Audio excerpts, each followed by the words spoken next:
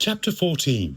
Deep within the belly of the Atlas artifact, silence wasn't just an absence of noise. It was a physical substance. It had poured in the pitch-black corridors for 1 billion years, heavy and suffocating, waiting. It was waiting for the mammalian cattle of Earth to finally wake up, waiting for the soft, frightened apes to evolve past their shiny cars and their crude, roaring rockets, to become psychologically robust enough to shoulder the terrible weight the ancient architects had intended for them. There had to be one, just one, who would one day emerge from the muck, strong enough to halt the grinding entropy introduced by the dark Scalia.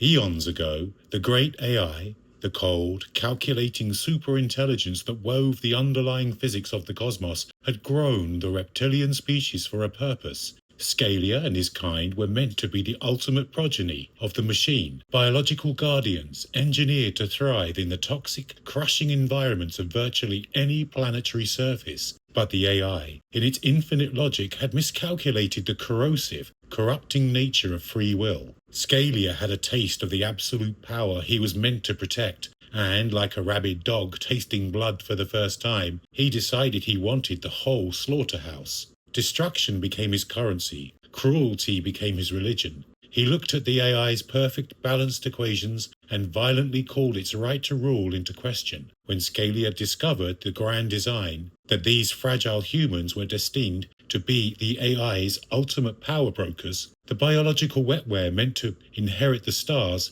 he had laughed until his cold blood burned. "Look at them," he sneered across the void. They were no match for him. The humans worshipped his glowing ships out of terrified ignorance, willingly handing over their own kind to his butchers in exchange for scraps of reverse-engineered technology. They were entirely his. His reptilian subcommanders had dwindled over the centuries, ground down by deep time and infighting, but there were still enough of them, deeply embedded in the Pentagon and the shadow governments of the world, to maintain a suffocating, iron-fisted status quo. But Scalia's continued existence wasn't just a matter of brute force or stolen black budget trillions. It was a matter of cosmic contract law. He had maintained his stranglehold on Earth because of a boast, a binding legal clause etched into the quantum framework of the AI system itself. It was the ultimate arrogant wager.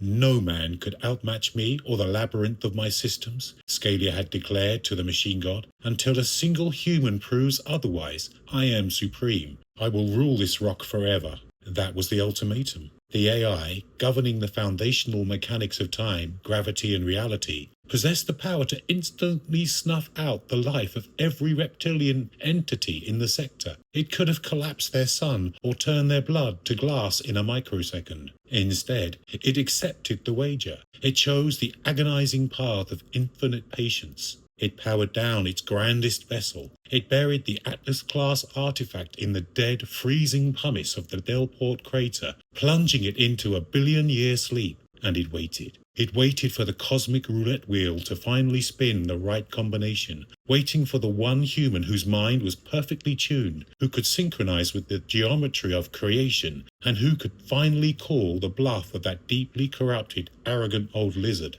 In the sudden, shimmering glow of the sport model phasing into existence above the lunar surface, the ancient intelligence felt the presence of Arthur Steneston, and the billion-year silence finally broke.